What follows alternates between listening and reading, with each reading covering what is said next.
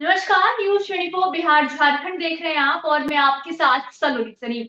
लोकसभा चुनाव 2024 को लेकर अब कुछ ही महीनों का वक्त बचा है। हर एक पार्टी अब जोर शोर से कोशिश कर रही है। अब इसी कड़ी में प्रधानमंत्री नरेंद्र मोदी भी 27 जनवरी से अपने लोकसभा चुनाव के प्रचार के लिए जुटेंगे। लेकिन सबसे खास बात यह है कि प्रधानमंत्री नरेंद्र मोदी 27 तारीख को बिहार के बेतिया में रैली करेंगे और उसके साथ ही लोकसभा चुनाव का आगाज करेंगे। लेकिन अब इन सबके बीच चर्चा इस बात की है कि आखिर इस बार बिहार इतना ज्यादा सियासत का केंद्र क्यों बना हुआ है। आखिर क्यों नरेंद्र मोदी बिहार से ही अपनी रैली का आगाज करेंगे। तो इन तमाम सवालों के जवाब आज हम आपको देंगे। हमारे साथ जुड़ गए हैं राजनीतिक विश्लेषक डॉक्टर संजय कुमार। सबसे पहला सवाल कि कहा यह जाता है कि दिल्ली का रास्ता जो है वो यूपी होते हुए जाता है, लेकिन इस बार बिहार भी उसमें कहीं ना कहीं जुड़ गया है। नरेंद्र मोदी खुद लोकसभा चुनाव की जो तैयारी है, जो आगाज है, वो बिहार से कर रहे हैं। तो आखिरकार क्यों इस बार बिहार जो है इतना ज्यादा एक सियासत का केंद्र बना हुआ है और आखिर क्यों नरेंद्र मोदी बिहार से ही इसका आगाज कर रहे हैं। देखिए, स्वाभाविक है कि पिछले चुनाव में 2019 में नीतीश कुमार जी एनडीए गठबंधन में थे और इसी बिहार ने 40 में 39 सीटें बतौर जीत करके दिया था केंद्र को, तब जाकर के सत्ता में नरेंद्र मोदी जी आए थे। तो 39 सीटों का तो मतलब है ना। ठीक है, यूपी में उनकी सरकार है, लेकिन नीतीश कुमार जी उनके गठबंधन से अलग हो गए और जब उनके गठबंधन से अलग हो गए तो जो अर्थमेटिक है वो अर्थमेटिक तो बनती हुई दिख नहीं रही है। 5-5 मजबूत पार्टियां, वाम दल भी हैं, कांग्रेस भी है, ये लालू प्रसाद जी की आरजेडी भी है और नीतीश कुमार जी भी चले गए हैं उस गठबंधन में।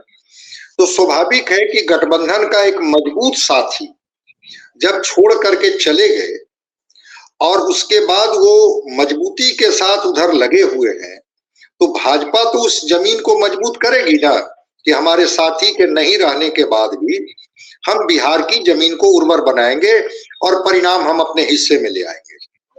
अभी नहीं, कुछ दिन पहले भी जो स्थितियां थी वो स्थितियां थी कि कई प्रमंडलों में इन्होंने अलग अलग बैठकें की और भारतीय जनता पार्टी ने तो बजाते इस बिहार को कई प्रमंडलों में बांटा और पूर्णिया के रंगभूमि मैदान से उसकी शुरुआत कर दी थी, मैसेज देना लोगों को शुरू कर दी थी।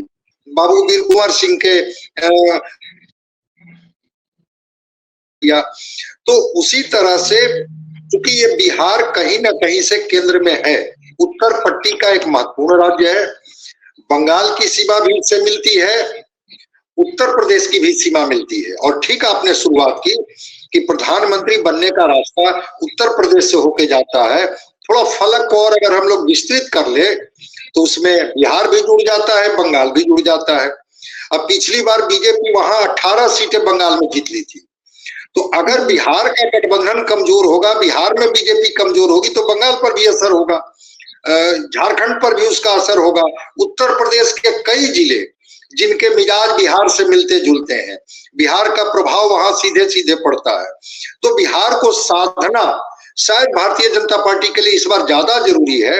इसलिए नरेंद्र मोदी जी अगर शुरुआत कर रहे हैं, इसको भी उन्होंने बिहार को मैंने देखा तो 10 क्लस्टरों में बांटा है और उसमें 3 की बात हो रही थी। ठीक है, 13 की जगह पर 27 हो गया प्रधानमंत्री जी का, बेतिया, बेगूसराय और औरंगाबाद।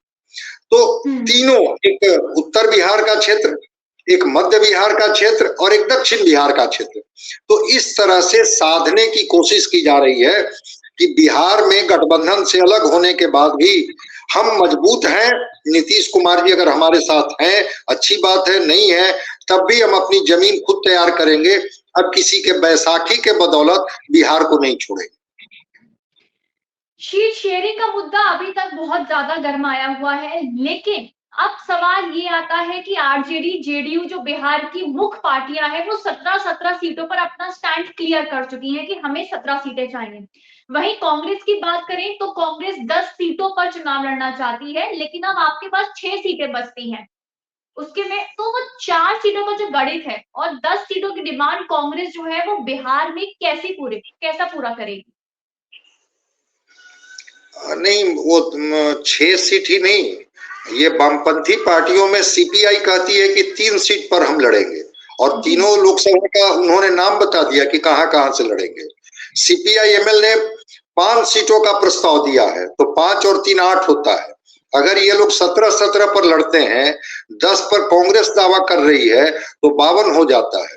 सीट की संख्या तो 40 ही है। तो सीट शेयरिंग एक चुनौती है, इससे इनकार नहीं किया जा सकता है।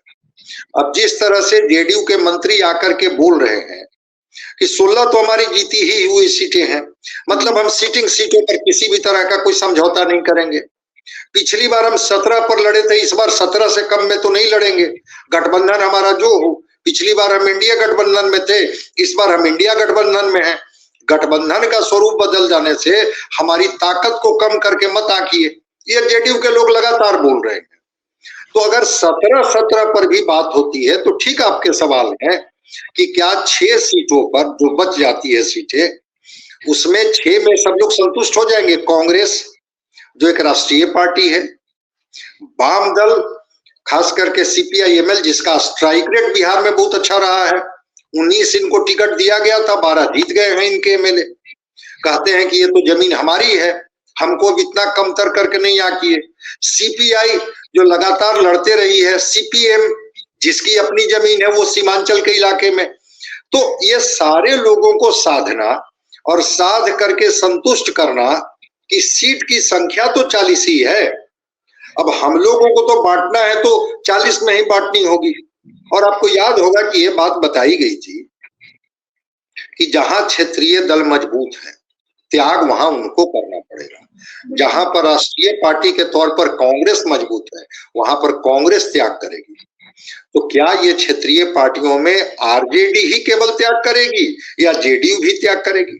जेडीयू के तो लोग कह रहे हैं कि हम कोई त्याग की बात नहीं करेंगे, 16 तो हमारे लोग जीते ही हुए हैं, उस पर कहां 17 सीटें हम पिछली बार लड़े थे, इस बार भी 17 से कम क्या, जैसी बात तो हो नहीं रही है। तो निश्चित रूप से इसको कहा जाएगा कि सीटों का जो पेच है अभी फंसा हुआ है। कल नीतीश कुमार जी आते हैं और कहते हैं कि हम सुलझा लेंगे, तेजस्वी जी कहते हैं कि ये प्रेस के सामने नहीं बताएंगे कि हम कौन सा गणित के अनुसार काम कर रहे हैं जिससे सीटों का गणित सुलझ जाएगा।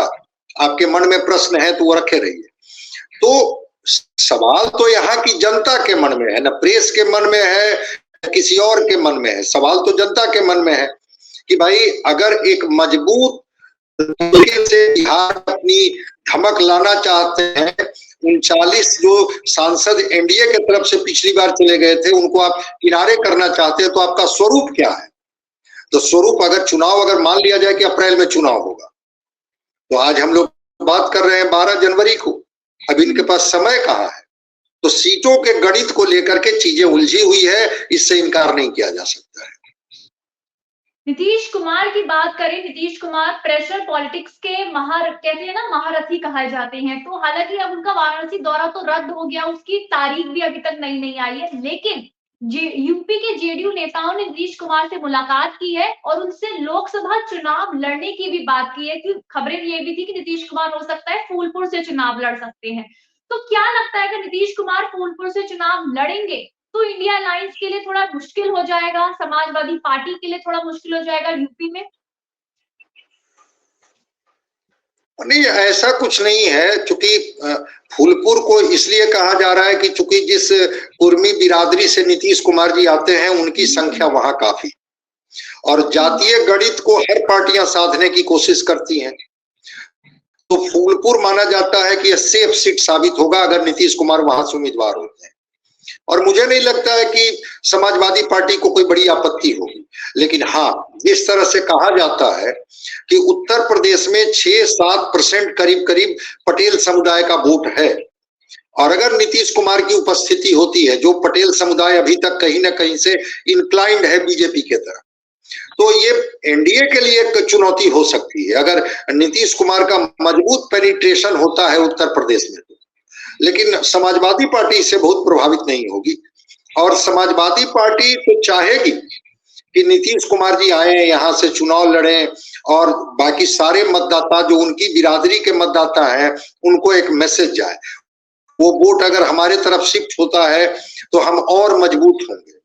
लेकिन रह गई बात कि क्या जो कहीं ना कहीं से इंटैक्ट है, चूंकि आपने बनारस की रैली की बात कर दी, जो कॉलेज के संस्थापक थे, जो कॉलेज के संचालक थे, वो तो बाद में आकर के क्या कहे कि ये अनुप्रिया पटेल का क्षेत्र बनता है, ये सुरेंद्र पटेल यहाँ से हैं और उन लोगों का अपना प्रभाव है, और वो क्या वो अपने प्रभाव में चाहेंगे कि कोई व्यक्ति का पेनिट्रेशन हो, कोई व्यक्ति अब फिर उसमें एंट्री ले और एंट्री लेकर के जो वोटर हमारे साथ इंटैक्ट हैं उसमें बंटवारा हो।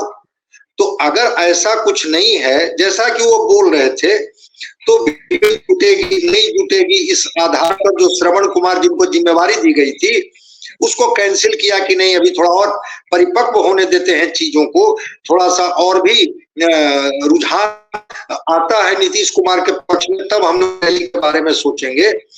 तो रह गई बात कि वहां पर भी तो पटेल नेता है ना जिनको की एक्सेप्टेंस है, उनको किनारे करके नीतीश कुमार जी को, जैसे बिहार में ही नीतीश कुमार जी के जगह पर अगर अनुप्रिया पटेल आकर के काम करने लगती हैं तो क्या नीतीश कुमार जी को किनारे कर दिया जाएगा उनकी बिरादरी के द्वारा और उनको एक्सेप्टेंस मिल जाएगा? ये चैलेंजेज होते हैं। लेकिन अगर फूलपुर से चुनाव ये लड़ते हैं नीतीश कुमार तो हम समझते हैं कि इससे तो इंडिया गठबंधन ही मजबूत होगी। अखिलेश जी इसको चाहेंगे कि वो लड़े ताकि अपने वोटरों को वो मैसेज दे सके कि आप लोग समाजवादी पार्टी या जिस गठबंधन में हम हैं उसमें आप लोग वोट कीजिए, ऐसा अखिलेश जी चाहेंगे। समाजवादी पार्टी को कोई बहुत नुकसान नहीं होगा इनके चुनाव लड़ने से। चलिए, एक आखिरी सवाल, जब भी सीट शेयरिंग की बात होती है हम हमेशा इंडिया अलायंस को कोट करते हैं, लेकिन एनडीए में भी तो कहीं ना कहीं बिहार में पेच फंसता हुआ नजर आएगा। पशुपति पारस, चिराग पासवान, उपेंद्र कुशवाहा और जितिन राम मांझी। तो अब एनडीए कैसे बिहार में जो है वो गुत्थी सुलझाएगी सीट शेयरिंग की इन 4 लोगों के उसमें? देखिए, एनडीए की तो भारतीय जनता पार्टी की जीती हुई सीटें 17 ही है और उनके बाद ये लोग आए हैं इनके यहाँ, पशुपति कुमार पारस, चिराग पासवान, उपेंद्र कुशवाहा और जितिन राम मांझी जिनकी बात आप कर रही हैं। स्वाभाविक है कि वहां भी चाचा भतीजे का पेच फंसेगा। जिन सीटों पर लोजपा जीती थी, अब एक उदाहरण के तौर पर मैं बताता हूँ, नवादा में अमित शाह गए थे और अपने कार्यकर्ताओं को कहा था कि तैयार रहिए, जबकि वो चिराग पासवान की पार्टी से उस समय रामविलास पासवान की पार्टी से उम्मीदवार हुए थे चंदन सिंह, अभी तो ये पशुपति पारस गुट में है, तो वो वहां से ऑलरेडी सिटिंग एमपी हैं। तो क्या चाचा को संतुष्ट कर पाएंगे, क्या भतीजे को संतुष्ट कर पाएंगे, क्या उपेंद्र कुशवाहा एक सीट पर मान जाएंगे, या उपेंद्र कुशवाहा जिस तरह से 5 सीट की बात कर रहे हैं, जितिन राम मांझी जिनकी अपनी महत्वाकांक्षा है, क्या एक सीट पर वो मान जाएंगे? पेच तो है। मुकेश सहनी अभी पत्ता नहीं खोले हैं, अगर वो भी बीजेपी के साथ आ जाते हैं तो क्या इन सब लोगों को सुलझाना इतना आसान तो नहीं है, क्योंकि ये लोग तो अपनी अपनी दावेदारी करेंगे और कहेंगे कि हम तो जब आपके साथ थे तो इतनी सीटें हमें मिली थी, परिणाम हमने दिया था, तो इतना कम क्यों? लेकिन एक अच्छी बात यही है कि भारतीय जनता पार्टी की जीती हुई सीटें मात्र 17 ही है, तो 17 के बाद 23 सीटें बचती है। अगर भारतीय जनता पार्टी 30 सीट पर भी लड़ती है, 28 सीट पर भी लड़ती है, तो अपने जो इनके पार्टनर हैं अलायंस के, उनको ये संतुष्ट कर सकते हैं। लेकिन क्या भारतीय जनता पार्टी ये दांव खेलेगी?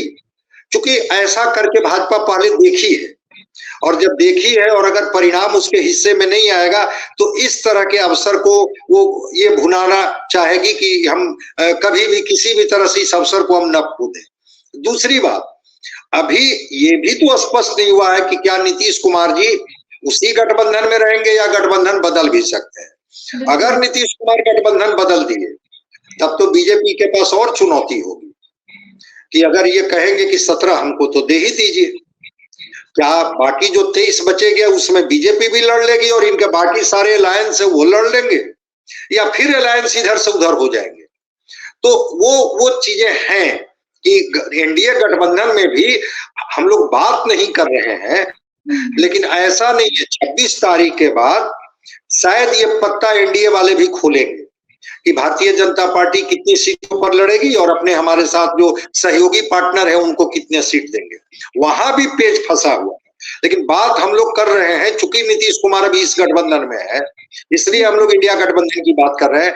वहां भी पेच है, देखते हैं कैसे उस पेच को वो लोग सुलझाते हैं।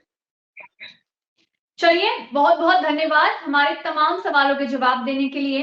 अब देखने वाली बात ये होगी कि आखिर नरेंद्र मोदी जो 27 तारीख को बिहार में रैली कर रहे हैं, उसका आने वाले चुनावों में क्या असर पड़ेगा, इंडिया अलायंस और एनडीए में सीटों का बंटवारा कब और कैसे होगा, और कितनी मजबूती के साथ इंडिया अलायंस एनडीए को 2024 के लोकसभा चुनाव में मुकाबला दे पाती है। ऐसी तमाम वीडियोस के लिए आप जुड़े रहे हमारे साथ और देखते रहिए न्यूज़ 24 बिहार झारखंड। धन्यवाद।